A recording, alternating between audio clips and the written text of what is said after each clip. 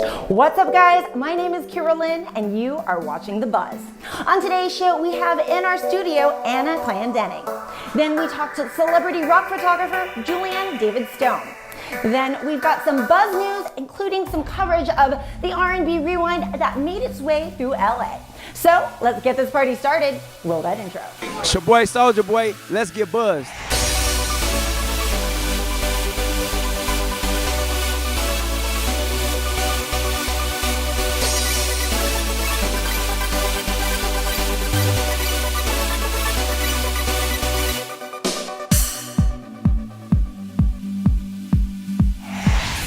Singer, songwriter, and ex-Vine star Anna Clendening burst on the scene with her hilarious Vine videos and song covers on the internet.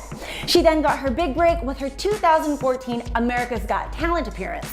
Anna came into the studio to talk about her new single and EP release. Let's check it out. Oh gosh, I have to preface this by saying I'm like so bad at this. You can do this. You can do this. I'll probably ask you a billion times, like, what was I supposed to say? Buzz Artist Spotlight. Hi, I'm Anna Clendening, and you're watching The Buzz Artist Spotlight. Yes. Okay. Hi, I'm Anna Clendening, and you're watching The Buzz Artist Spotlight. Avoiding this disaster seemed impossible. My heart is beating faster, fast as it can go. 'Cause I'm overthinking every word that was never said or heard. Happy ever after? I don't think so. I'm in love with someone who doesn't know I exist. How all of this started. Yes. I was, so like growing up, I always kind of like sang, you know, like in my car seat, in the shower, at church, and I always told myself like, oh, I want to be a singer, I want to be a singer. And then I turned 18 and was like, I haven't done anything to cultivate this. And so I went to college, and long story short, I dropped out. And then I made a video on the app Vine, which, you know, RIP, it's gone now. And it went viral. It was like obviously 6-second cover of what was it? Sage the Gemini's Gas Pedal. It was like, slow down, grab the wall. And then it just kind of went from there. I did the social media thing and was on America's Got Talent so long ago. And then about 2 years ago, I decided I wanted to start writing because I felt like very disconnected singing other people's music. And I put out my first song and people were like, wow, I really like this. I was like, oh my gosh, you know, like this is basically just like my story. And so then it all just kind of clicked from there and started writing. And then a year ago, moved out to LA and was like, I should try this. Like, I have to do this. If I don't do it, I'll resent myself. And then things like very weirdly just fell into place after that.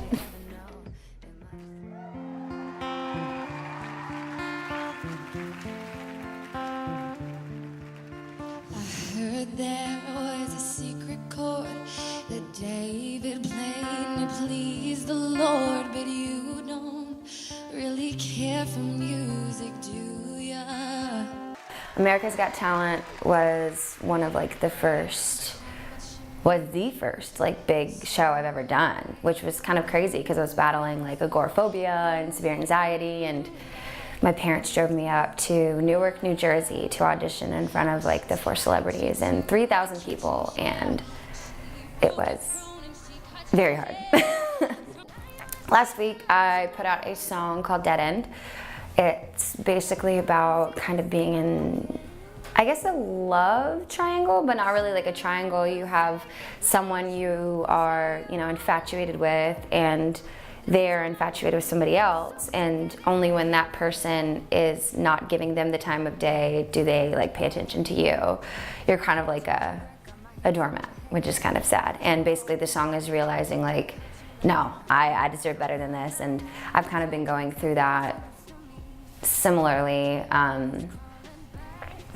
I kind of let people, you know, like walk all over me and like, oh, just text me when you can, and like not really like realizing I deserve way more than that. Missed calls and text messages, I deserve more than this. Not just when I am missed her, when she is just pissed off at you and you tell her you're through. You'll cry right on back in a day or two, deja vu. I know you'll never change, and now I will never stay, 'cause your lies, they stay the same. On my own I will be okay. You're lying my sheets, then lie to my face. So one of like my best friends, her name is Zelda.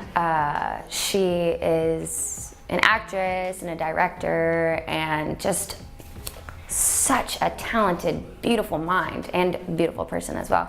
I went up with her and her family to Lake Tahoe, and I was showing her my music, and I was like, I don't know what to do. Like, the label wants to put out these music videos and I don't have like any idea. Like, they were asking me, and I was like, I just write the music. She listened, she was like, let me listen to the songs. And she listened over the songs and gave me like 4 ideas, one for like each song, and I was just absolutely blown away. She's like, you could do this for this song and this for this song. And I told her I wanted to dance to Dead End, and she was like, okay, well, we'll have this concept with like 3 people, you, a guy and a girl, and it's kind of like this like quasi dancing, like showing the complication between having like 3 people, and it was so amazing. And like, I've shot 1-2 music videos before, but being able to shoot it with someone who I'm like close with and just have like a really good friendship with already, it was very, very easy to do, and say like, hey, I don't like this, or even during the shoot, like, hey, I'm not feeling well. Like, we shot the music video for Invisible, because we shot 3 music videos in 2 days, because they all kind of go in succession. So for continuity purposes, we did it that way. And there was one point where I was like in the bathroom crying, and she like came in and was like, it's okay, like everybody gets overwhelmed. And it was just really like helpful to have someone be able to talk to you on that level and not be like, all right, let's go, we have a deadline. So it was really awesome. If you want to follow me, most of my handles except for YouTube are Anna Clendening, ANNA-CLENDENING.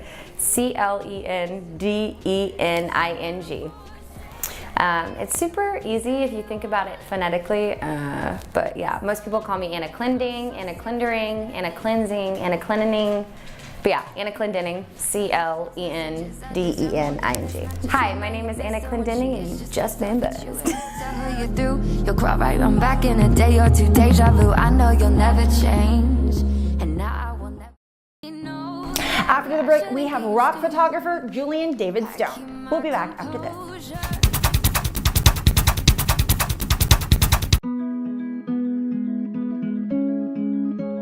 What are you trying to create tomorrow, today?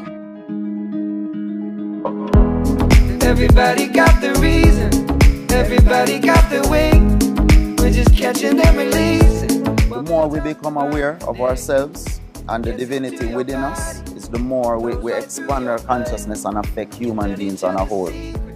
This place is a beautiful vortex. It's an unbelievable awakening when people understand the energy that this island has. When I saw this place, the first thing I said is best venue ever. You feel this history, you feel the energy. Tomorrow is not what?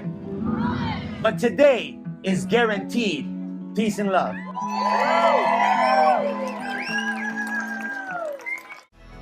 Hi, I'm Katie Cleary, founder of Peace for Animals, and we're so grateful to accept a donation from a socially responsible company like Cut from the Cloth. The donation will go to support our efforts to save the Big Five in Africa, some of which are on the verge of extinction, including rhinos, elephants, lions, leopards, and Cape buffalo. I'm excited to tell you about Try 5 from Cut from the Cloth. When you pick 5 pairs of jeans from cutfromthecloth.com, we'll ship you those 5 for free to try, and simply just send back what you don't want within 7 days. It's as simple as that.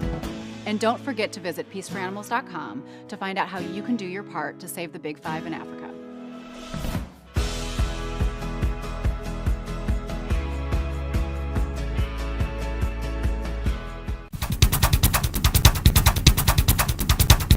Photographer Julian David Stone got his career started when he was discovered by Rolling Stone for his library of rogue photographs of some of the industry's top rock legends.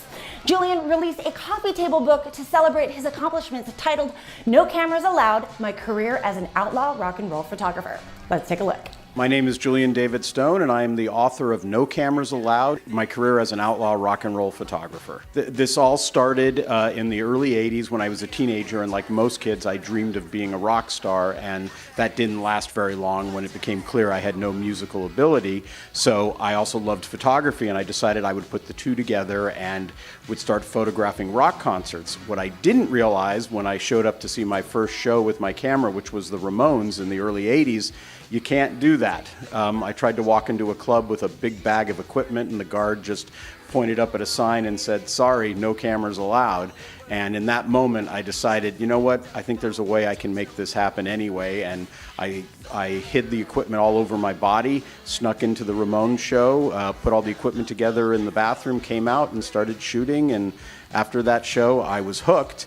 And over the next few years, I went on to shoot over 10,000 pictures of just about every major act of the 80s. If you shoot a show professionally, back when I was first doing it, even when I was doing it as an outlaw and then very briefly went pro, you were shooting film, so you only could shoot 200-300 pictures at a show. You were limited by swapping out rolls of film, and each roll was only 36 pictures. Today, you can go in there with a card and shoot 3,000-4,000 pictures, and that's nothing. You know, it doesn't cost anything. Back then, I had to pay for a lot of processing. Now you go home, upload it to your computer, wipe the card, and you know you're ready to go again. So you can certainly shoot a lot more at the shows. And also in terms of what I was doing, in terms of smuggling in the equipment, they've kind of given up trying to keep people from bringing stuff in because everybody has a phone. So when phones first proliferated with cameras, you could see they were still making some attempts to stop people. Now they've just given up. They realize there's nothing you can do.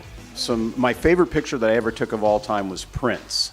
Was a shot of Prince that I took at the absolute peak of his career in 1985 during the Purple Rain tour.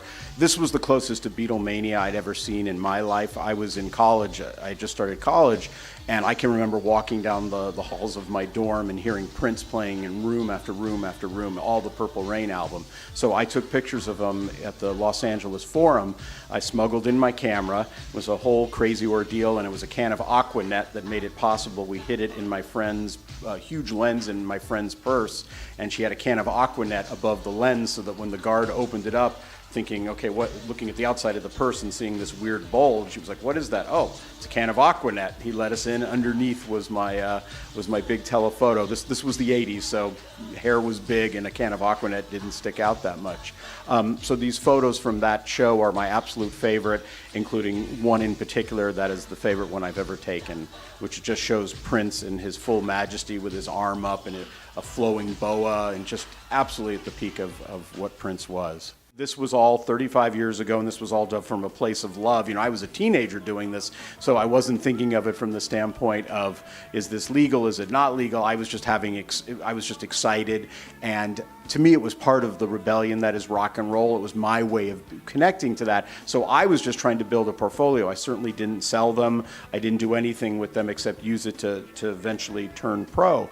Now, 35 years later, after consulting with my attorney, I am allowed to publish them as my work. I can't license them to anybody else. I can represent them as I am, as my work. They're my artistic expressions, and so that's why I've put them together in a limited edition coffee table book.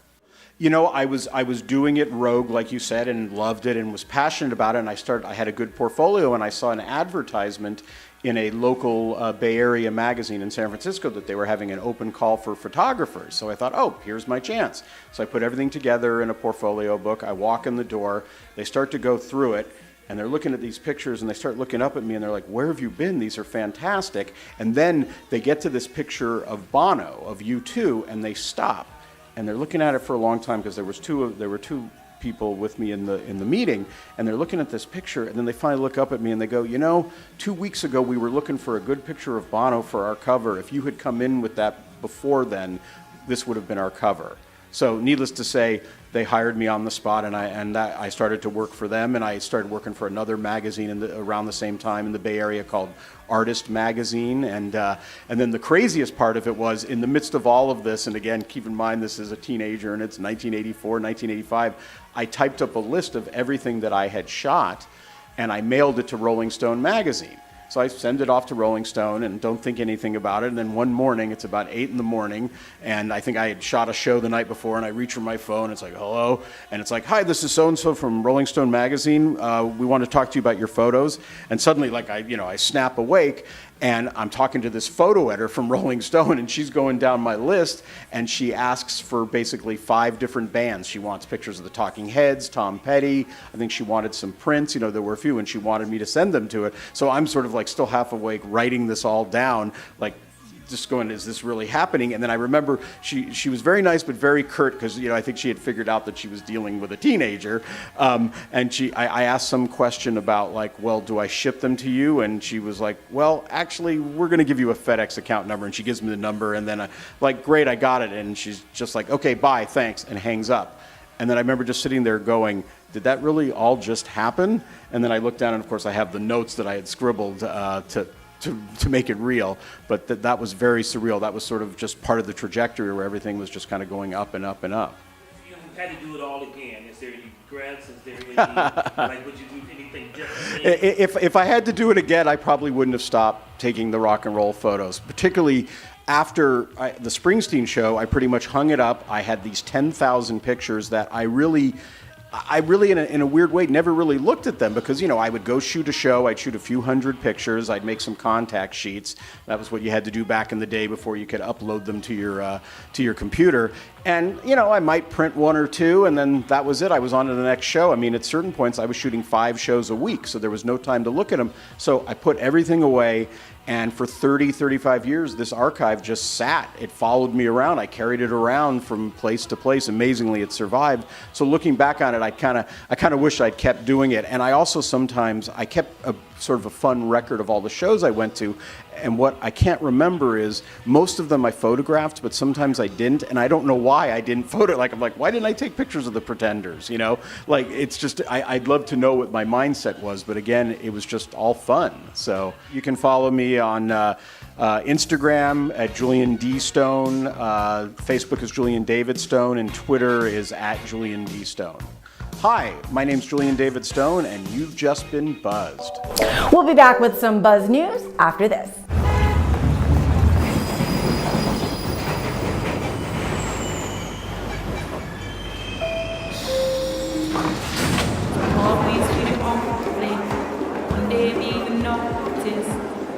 I've been feeling hopeless, but I'll wait for you.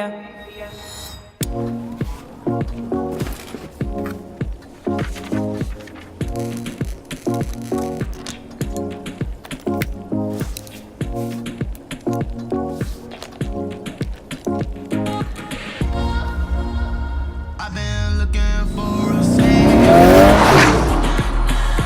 I've been looking for a savior.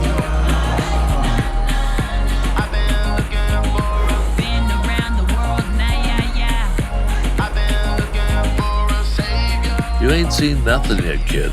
We're just getting started.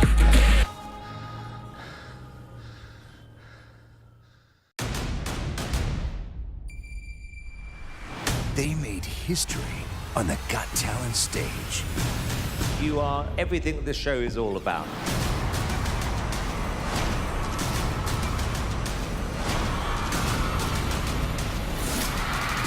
America's Got Talent, the champion! This is the Olympics of talent.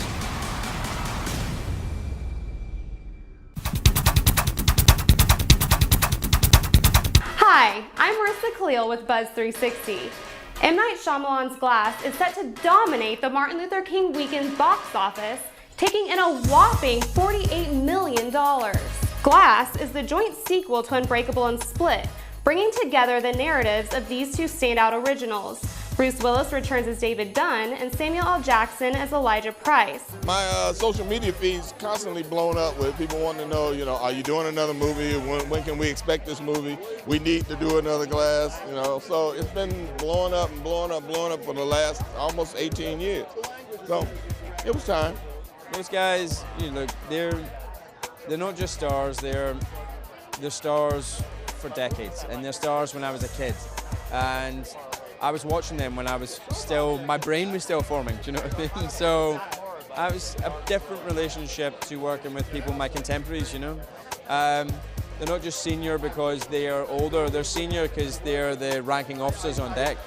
And you got to defer to that. You got to still do your gig, and you got to still do your job and rock it when it's time to rock it, but they're the senior officers, you know. Oh my God, I mean, I love making it. It's always scary when you put the thing you've been working on out into the world and give it to the people, and they will do with it what they will, but we sure had a fun time making it and made it for the fans and the people who love the story, and it's been incubating in Knight's brain for so long, and so I hope we give the people what they want.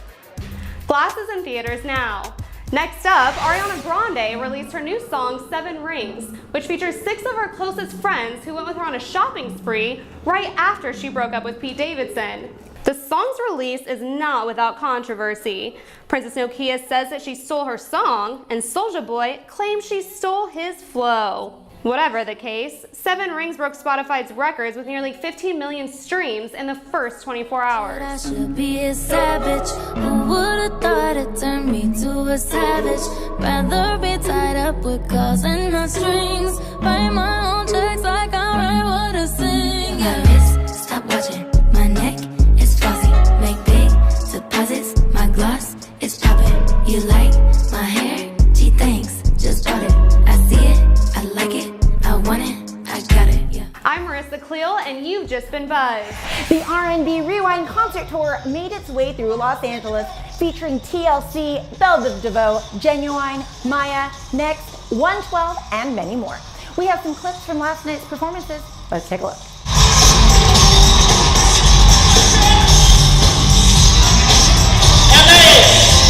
I'm waiting for you to make up.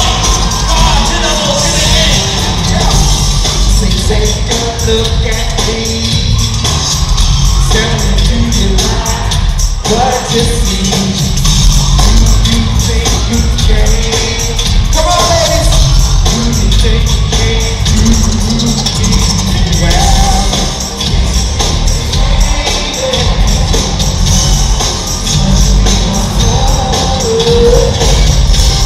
Girl, what makes you think you can deal with it?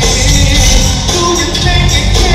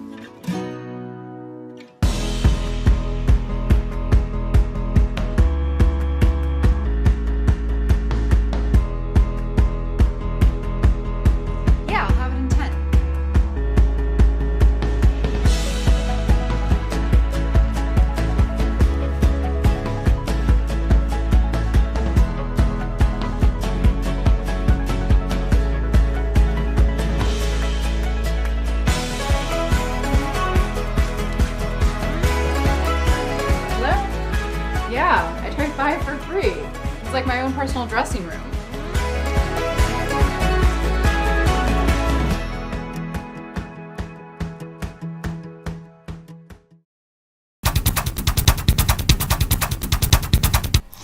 that's all we have. Special thanks to Anna Clendening, Julian David Stone, Marissa Khalil, and the Microsoft Theater. Don't forget to like us on Facebook, tweet us at Twitter, and double tap us on Instagram, all at buzz_access. Before we let you go, we are going to leave you with some backstage coverage of the R&B Rewind at the Microsoft Theater. My name is Carolyn. Peace out, guys.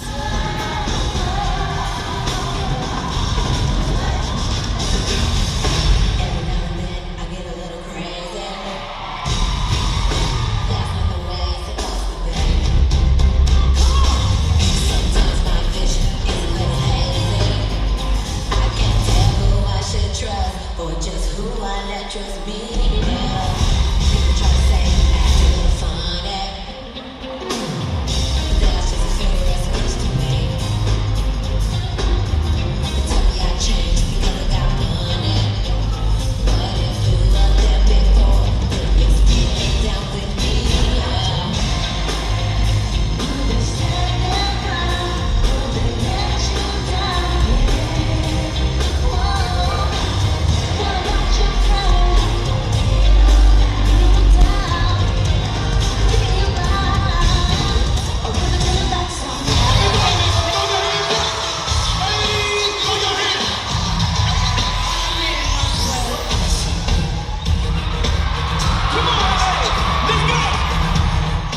The New Music Buzz is brought to you by Monster Products, pure Monster quality with Monster sound, and cut from the cloth. For more music entertainment news, go to www.thenewmusicbuzz.com.